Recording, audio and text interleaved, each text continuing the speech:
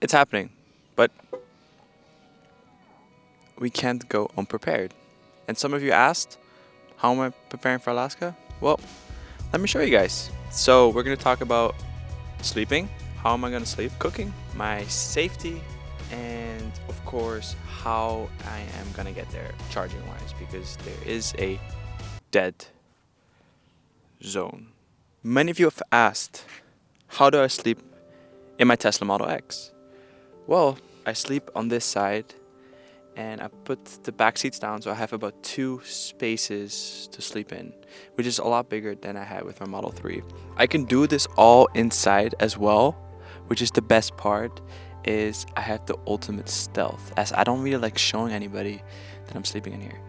And then, let me show you guys one thing, so I'll be right back. I want to make sure that I conserve as much battery as I can, so I'll be turning off my car completely and just sleeping in a sleeping bag. And not really sure how cold it's gonna be. I just brought this along in case it gets cold enough up there in the Yukon that I have this bad boy. And because Alaska is like the stretches through the BC and Yukon is very remote, I don't want anybody really knowing that I'm sleeping in this. Unless you guys have seen my videos and we've crossed paths and you're going to Alaska as well, you're more than welcome to say hi. That is my sleeping setup. Now let's talk about cooking, because we're not doing takeout every night. It's a cooking time, but we're not gonna cook up anything. I'm just gonna show you my setup. This is a telescope design. So I have 2 slide-out drawers that extend fully out my Model X. Sorry for being so awkward. I just gotta make sure that I talk into the microphone, because otherwise it's not effective. Looks cool. It's about a meter and a half extension from where the base is at, right here. And then I have my Dometic water dispenser. I have a slide-out drawer like that as well, with some miscellaneous stuff up here, some dry food, coffee. And then I got my spice rack here. I got a sink, I got a toaster, I got a Dux Top induction stove, 1800 watts. It's a solid beast. I upgraded to a fully electric system because 1, I want to be more self-sufficient, and 2, it looks cool, and 3, I can have a lot more appliances running from an electrical setup, right? And that is all powered by EcoFlow Delta 2 battery pack, which is a 1 kilowatt hour battery pack. It's solid. It powers pretty much all my electrical appliances now. Hopefully this thing doesn't break down, because that would suck. And let me show you one more thing. It's my portable fridge, which has been running pretty much for the last 11 months living on the open road. It's crazy how time just flies when you're having fun, right? But this thing will keep my veggies, my proteins nice and cool. But that's also powered now by that external battery pack that I have. Because I'm fully electric, I told you, I have a tea kettle, so I can make coffee, very convenient. I also have a blender, which is somewhere over there. It's like hidden storage, you know, you never know what you're gonna find. But that's underneath here. Most importantly, let's talk safety. How am I planning to stay safe? Because I got a bunch of survival gear. So let's get into it. I think most of my survival gear will be in my frunk, not in the main cabin, but that might be subject to change.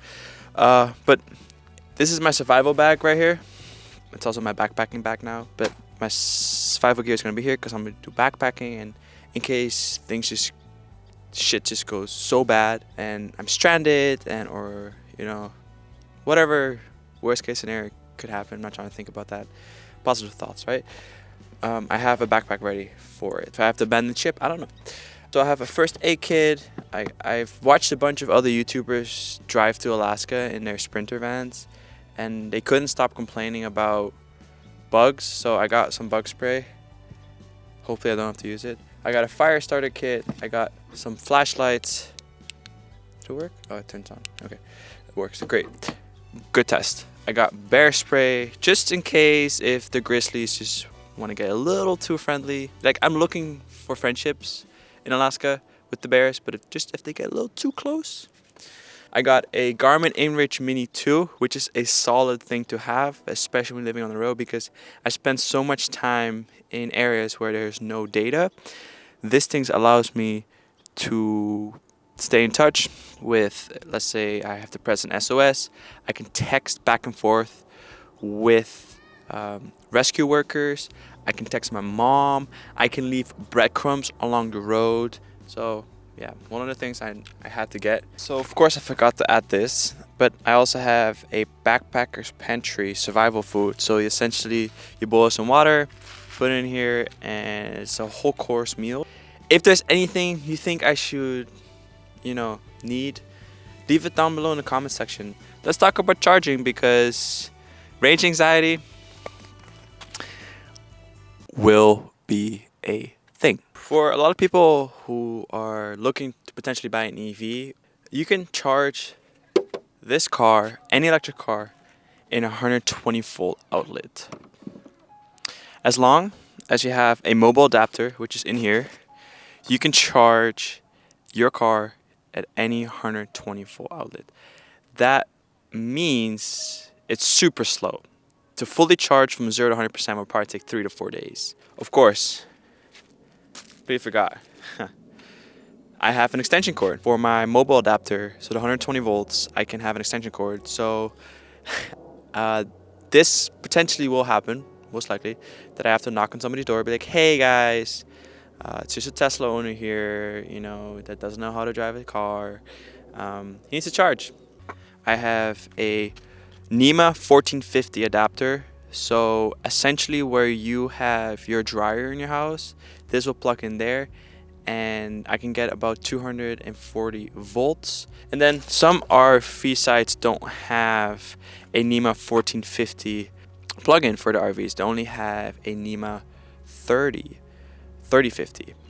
So I bought this little adapter, which allows me to convert. I plug in the NEMA 1450, just like that.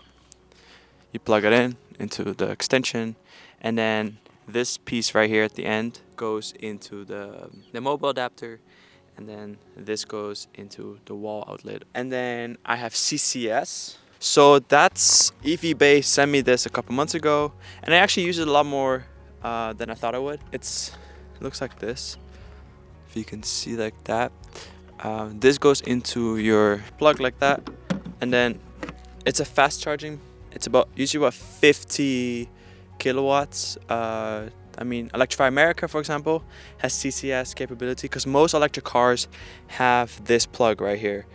After the dead zone in the Yukon, there's still no Tesla superchargers. It's CCS. It's free, subsidized by the government, so awesome. And then last and final piece, I'm gonna supercharge.